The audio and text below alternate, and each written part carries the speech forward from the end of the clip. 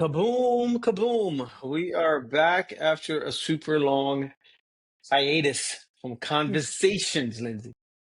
We've just been working away. Man, oh man, just working away behind the scene. hmm But now we have some good updates. We're in May. Wow. I Uh, know. And May's almost over. It's crazy. no, we have one more week of stuff to do. It's not over yet. Welcome to the Schoolio podcast hangout. We are your host. I am Satish Bala, one of the co-founders. The hesitation, like you forgot your name for a minute. I I am did. I am not Lindsay. I am Lindsay. And Lindsay's my co-founder. hmm So we got lots of updates, some exciting updates. We've been busy since uh, January working away. Is that the last time we did one of these? Was in January? I think it was January. Now I've got a copy of your notes. I don't know if you need You them. have my you have my notes. You Yeah, just have to drive the ship then. you You know, have the notes. we're not live streaming, so I could walk over and give this to you. Look at all the doodles and shit on I'm bringing it over. it.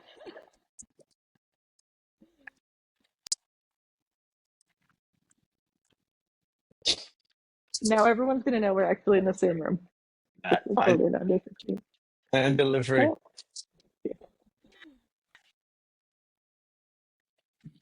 Okay, we're all back. right. We're ready. Okay, so we should start with just a quick overview of what's happening with the Innovation? product. Yeah. Maybe the product, and the innovation, all the cool stuff the team's been working on. I've hmm been really excited. The fans uh, have really loved all the innovation, which is amazing because we're product developing now in our fifth year, 90% based on user feedback, right? Yeah, that's what people Um, love the most, right? Is they're growing and innovating with us alongside us, and a lot of the things that we implement are just based on what our customers asked us to do. Yeah, man. So let's hit them up. What do we got? Um, yeah, we did a ton of stuff. We did a ton of scheduling updates to make the platform more, adding breaks, adding sick days, vacation. We added scheduling tools where we auto load some courses for you because a lot of people, we want everything to be super flexible and you can customize your own program. But we also realize that sometimes that blank timetable can be somewhat terrifying if you're new to homeschooling. So added in that sample schedule, like the first 30 days that we Yeah, yeah. schedule So for you. let's talk about that a little bit. So what's the new workflow now? I am a parent and I'm signing up.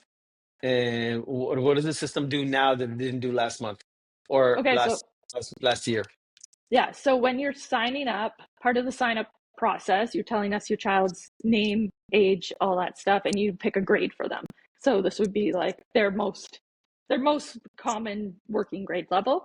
And then we will auto load sort of the core basic set of courses for that grade level for you. So you already have some courses in your course load ready to go. And then the next step will ask you at scheduling, and you have the option. You can either do a DIY, like blank schedule, you're going to go ahead and make your own thing. But now we also give you the option of the Schoolio 30-day schedule. So that schedules you roughly 30 days. It's basically the one course from each subject, and it's scheduled based on the Schoolio recommended schedule. So you can still drag and drop things, you can move things around, you can try our schedule for a few weeks and Hmm. then modify it to your own, but it gives you that like launch point. So something to get Yeah. started with and then you can tweak. No, that's really important because so much of our parents is first time homeschooling. And a lot of them do have a neurodivergent child at home. And so now they've got an added stress of how do I not just teach, but teach to my unique child? Mm-hmm. And, when we first designed it, we actually thought it'll help to have a blank slate. So we're not forcing anything down your work schedule, but it's like, here's an open page, do whatever you want. But in hindsight, that actually created more stress. It's like, where do I start? I don't know where to start. I'm new to this. Give me a starting point. So we've seen a lot of positive feedback since we've launched this innovation, where once you tell us your grade, we at least get you warmed up.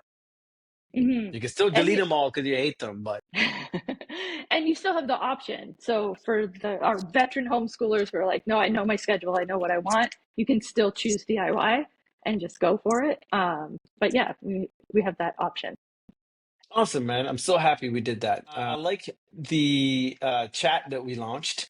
Mm-hmm. That's really exciting. So one of the things that we've been trying to understand is we know the parent intention when they sign up. They're looking for quality education that's affordable. They're looking for ways to build out their ideal homeschooling schedule, whatever that is. But we're also curious to know, when does the child need help? And we've been very proactive in thinking about a design where the child can be as independent as possible, even down to grade one, where the system fails if every 2 seconds I got to bug a parent for support. So how can we design a model where it's intuitive, it's exciting, they can learn on their own as long as they can, and then the moment they're stuck and they need help, can we also do that for them and not have to bug the parent? So we've been soft testing a child or student chat bot, and man, it's been funny. I mean, we've seen some funny things, but I think generally it's helpful, no, for the kids. Yeah, and I mean, when you say chatbot, who are they talking to when they chat on it? They're talking to somebody on our team, a real human. Exactly. Yeah, real human. So you're right. That's an important distinction, because we didn't want to AI this thing. We didn't want some chatbot that's fueled by data to try to understand your child.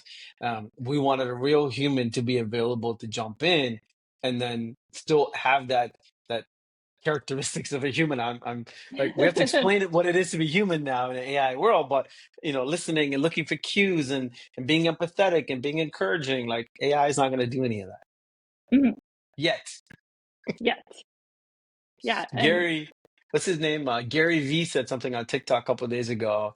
He said, "Your grandchildren's will marry AI," no. and I was like, "What the hell are you talking about, bro?" But as I thought about it more, if we can't tell the difference anymore, and my grandkids, we're talking like 20, 30 years down the road, I don't know, maybe it will happen. You never know. So we don't have an AI bot. We have a human that is a bot in the back, ready to answer the kids questions. But what are some of the things we've seen, like from the team? There's been a lot of really good moments where it's mostly intervention where the kid's just stuck on something. It's not like a full tutoring session or anything like that. It's just like, I need help understanding what mean is, and then we can give them a little explanation. We try to not just give them the answer, but walk them through finding the answer themselves. So what is the question actually asking? What do you know about this already? And build on from there and help them get the answer. And it's so cute and rewarding to see them like, oh, okay, I get it now. And or you walk them through some sample questions and they're excited because now they understand, and that's been really fun. And then some kids have come on, and they just want to sort of play like a math game. So Mm, we'll say, they might just want to chat. They're checking out the chat to see what it is. So we'll always say, like, what are you working on? Oh, you're working on multiplication. That's cool. Do you want to play a game or like quiz them sort of on their multiplication? So we did one kid I was doing. He was trying to practice his two times tables. So I was like, what's your favorite two-legged animal? And he picked a kangaroo. So then it was like, okay, so you have one kangaroo jumping on the trampoline. How many legs are on the trampoline? And then we did like three kangaroos, and we just played that way. And I even like made up a little got an AI generated picture of kangaroos on a trampoline to send to him. And it's just like, just making it a little more fun for them and yeah, interacting with them. Yeah, and I feel like you're having a little too much fun with this. I'm having fun too. I like talking to the kids. That's awesome, man. So, part of what we do every day is listen, whether it's a complaint, whether it's a word of encouragement, We try to look for what can we do with this piece of feedback? How can we turn it into a feature? How can we make it a little bit easier to use our system? How can we make it even more affordable so that more parents can use us? So that's some of the innovation that Schoolio's released, and a lot more in the pipeline for the next quarter or two that we'll share with you guys if we remember to do this consistently. No ifs. Man, We're on exactly. this. We're on this. What else? What else is on your list of things to share today? Uh, you just had a micro school call. Do you want to tell us about that? I wasn't there for that. Yeah, microschools are still fascinating to me. I mean, for those of you that are homeschooling full time, um, if you've ever considered putting your kids in a part-time school, but not a traditional school, Or that's what a running micro a or micro running your school. own school. Micro schools are like these it's like mushroom, like it's everywhere now. Um, Nobody fully understands it because there's no one framework for a micro Mhm. school, but the general concept is it's a personalized learning environment where 8 to 10 students are led by an instructor in a very uh, structured, unstructured way. Meaning, there's some structure in terms of learning academics, but there's also a lot of unstructured time around play and learning and self exploration, and these are all bucketed into micro schools.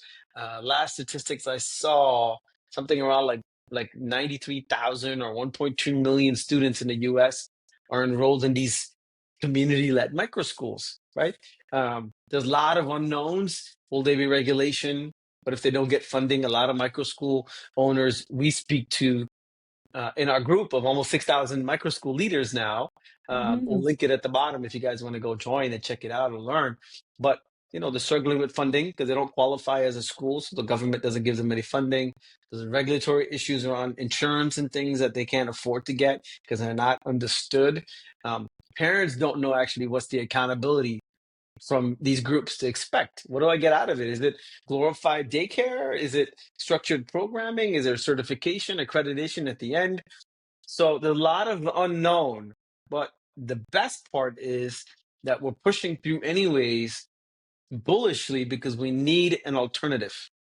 Mhm. If Schoolio is the hands-off online learning platform that could be a school anywhere you are, whether it's online, offline, kitchen tables, RVs, and schools and public schools are on the other side. There's something brewing in the middle, which I think in the next 8 to 10 years will become the standard of school that we don't even know how to describe today. It's like trying to explain to somebody what an iPhone is in 1980. If I can go back in time, it's this thing. I can do everything from calling people to reading the news, and it's just they won't understand it because there's nothing like it that we can compare to. It's not daycare, it's not school. So I think it's really interesting to see what is happening. And so we've been meeting a ton of micro school founders who are in the process of setting something up. It's fascinating to see their journey. And we think it's a really interesting model that could become the norm in the next 5 to 10 years. And who is a micro school founder? Are they mostly teachers, parents? The spectrum of folks I've met are so cool and so different, man. It's been retired teachers who just want to stay in the game. It's people that are leaving the corporate world with a skill set. I'm a I'm Mm. a engineer. I want to do something. I'm a designer. I want to do something. I'm a musician. I want to do something. There are parents who are already homeschooling and realizing, hey, if I'm already homeschooling grades 3, 4, and 5 with my kids, if I can bring in a couple of more kids that are 3, 4, 5, I now make a little bit more money and my home becomes a micro school, right? Um, Mhm. there's places like Bali where we have recently launched some micro schools where people are building these little government-led or business-led micro schools. And so I think really it's anybody who's interested in becoming an educator to bring their interest and passion to a student along with what they want to teach. I think is really beautiful. We were joking around, but like if Schoolio ever launched a micro school, mine will be a music school with Schoolio, right? Um, Hmm. what would yours be? Um, I don't know. Maybe like something outdoorsy, farmy, For sure, nature. Yeah. 100%. Or I would do like a lot of people are doing neurodivergent friendly or around a specific learning need, dyslexic micro schools. So it's specifically made for that learning need. Yeah, man. So I think that's what makes it beautiful, like if I'm a parent trying to figure out where my child will thrive the best, Hmm. instead of looking for schools in a neighborhood, we can now look for educators that are passionate in an environment that best meets my child. And the best part is, if it's done right, you should be able to move around as their interest changes. You Hmm. know, my daughter was really into music for about 3 years, and I love to put her in a micro school where music was the predominant leading point. And then if she changes her mind to go, I don't want to be in music, I want to be in dance, I want to be in acting, or I want to be in cooking, we can find another micro school that has that as a lead, which I think is going to Hmm. be a really interesting thing to see. Because I think, switching sort of lanes a little bit, I recently wrote about how AI is not killing passion and critical thinking, but the system is boring, you know? And the only way to combat boredom is to put students and educators together that have a common interest and passion outside of the curriculum, Absolutely. right? Like, let's start with a passion, then introduce math and language and science, and not let's introduce algebra and trigonometry first and then try to figure out who the child is. I don't know. Yeah, absolutely. I mean, that's the beauty of the micro school model as well. So a lot of homeschoolers that we speak to um, are trying to create that moment for their child. As Hmm. parents, it's like what three things I think about. Are they safe? Are they fed?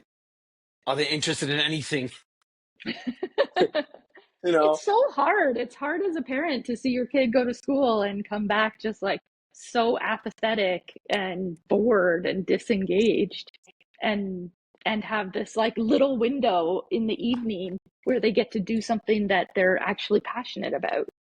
And how do you keep encouraging them to go back every single day, right? And I think when people are really stuck on like, oh, kids are using AI to cheat, they're using AI to do their assignment. Well, if they were really interested in the assignment, engaged and like working on it, they wouldn't use AI, or they would use it as the tool it was intended because they would be so absorbed in the process.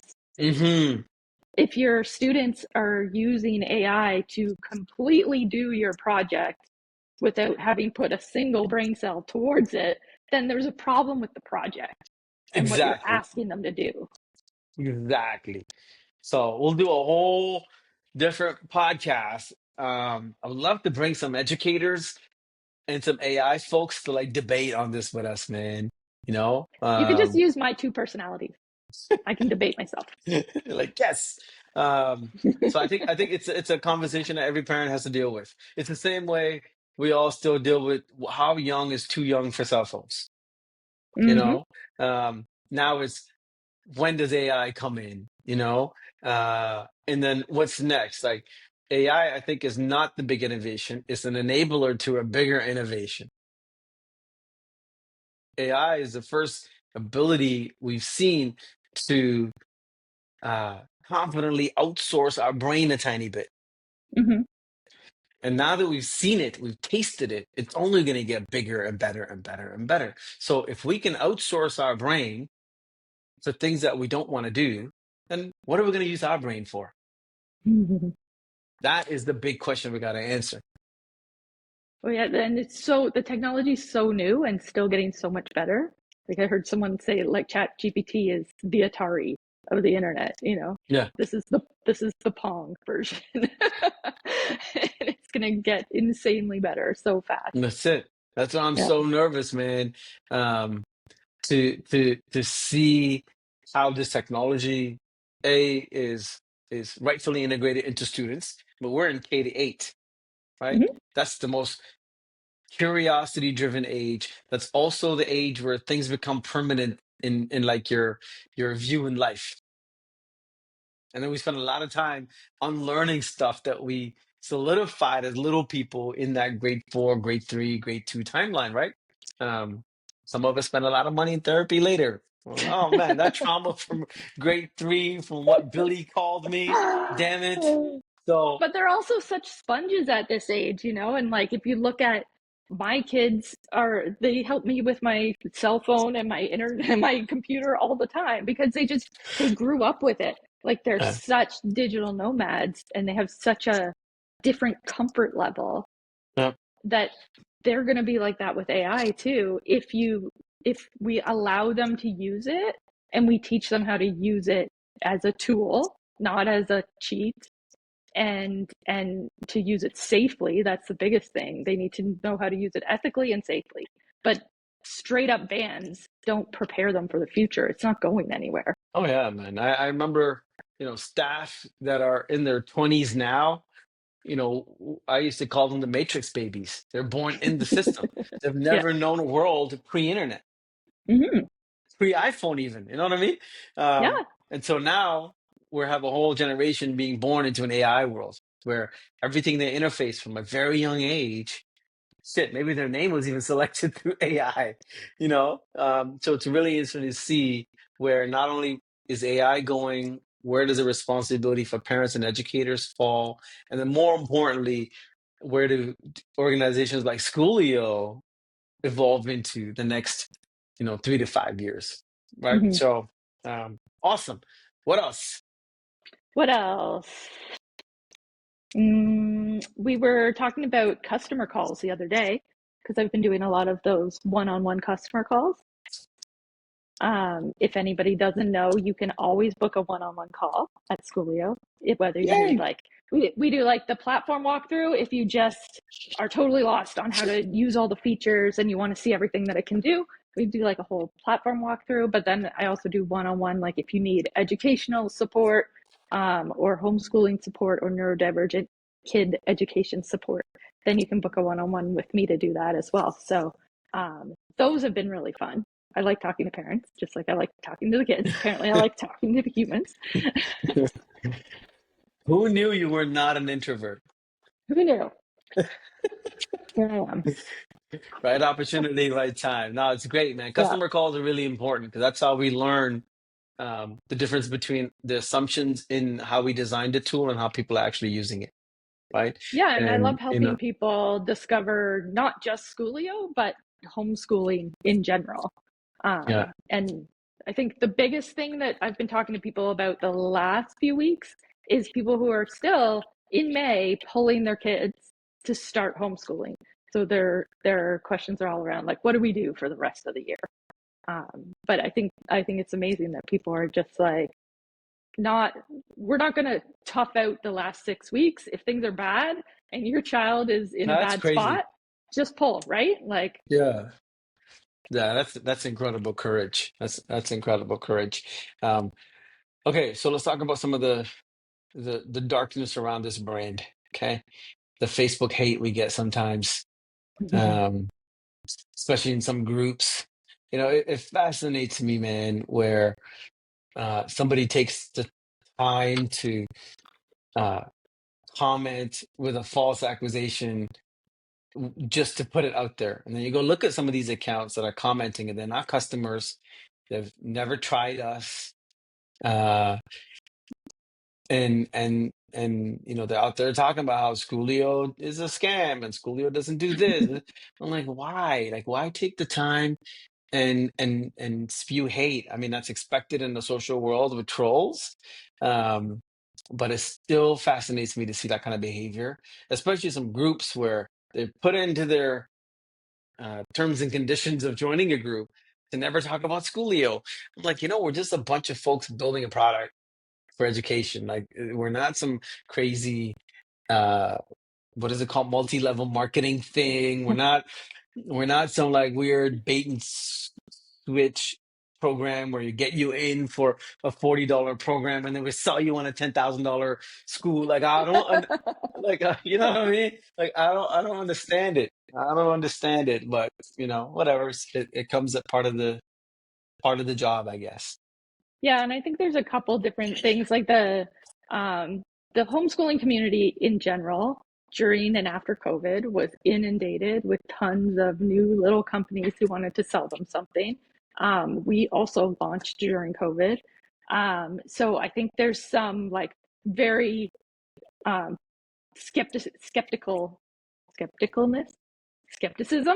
got it, um, around any of the younger companies. I think a lot of that is starting to die out now because we are in year 5, and we obviously are real people and a real company, and we're really trying to build something here that helps people. And then I think there's a lot in the community of we get defensive because we are all, as homeschooling moms, we're all worried all the time about whether we're doing enough. I hear every customer call I have, how do we know we're doing enough? What if I'm not doing enough? So this worry is prevalent across everyone I've ever talked to in the homeschool community. Everyone is worried about whether they're doing the right thing. And that just comes with leaving the mainstream, right? Anyone who deviates from the mainstream is going to feel that like outsider push and like, am I doing the right Mm, thing? Is this the right way to go? And I think in that fear, we get very defensive about what we have chosen to do. yeah, makes So sense. there, if you have chosen this program, you become super loyal to that program because it makes you feel like you're doing the right thing if you defend that. And when other people are doing other things, and even like not related to Schoolio, I see this in the communities all the time, that people are like tearing down what other people are doing. That's not academic enough, that's not child-led enough, that's not secular enough, that's not, like this is, and it's, I think it's all rooted in fear that Hmm. we're not doing the right thing, so we defend to the max what we are doing. And some people Yeah. just tear down others in order to feel that little bit of Yeah. security. Yeah. No, it's something that I've noticed from the day we launched this thing, and I think it'll never go away. And I think, internet provides us this, anonymity that Mm-hmm. allows us to express a few things that typically we wouldn't in a civil environment.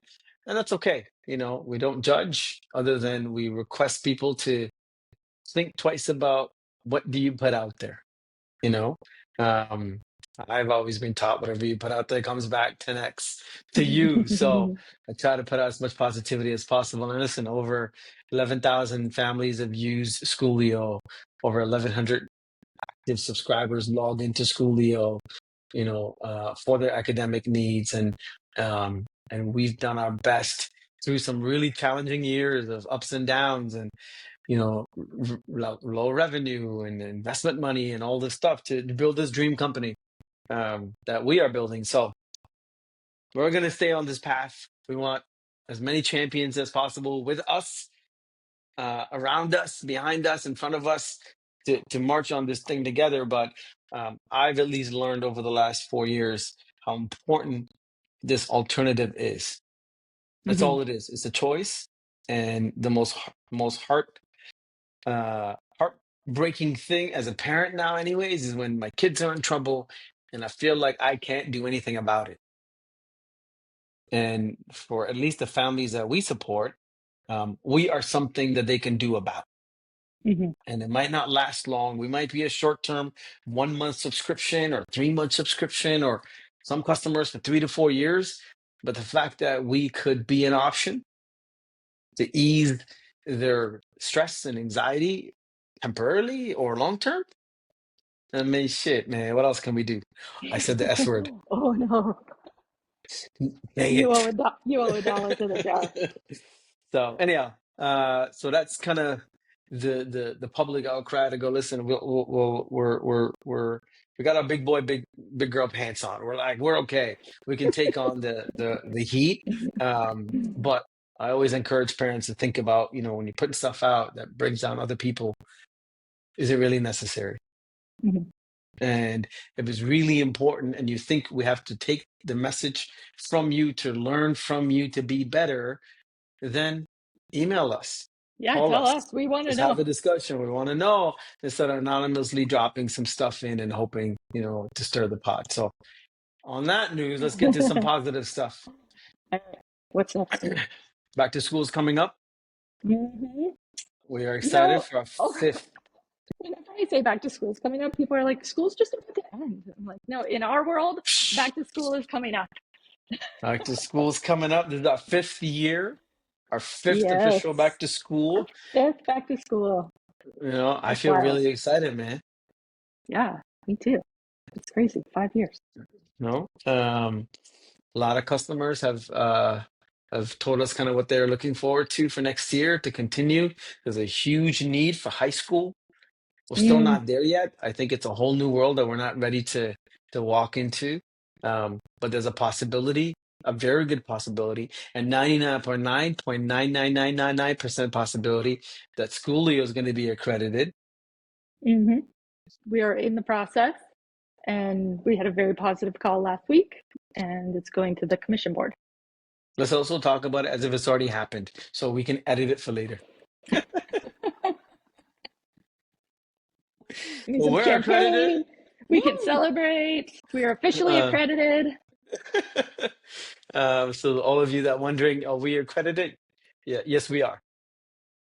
And we have a stamp of approval, and all that stuff will be displayed.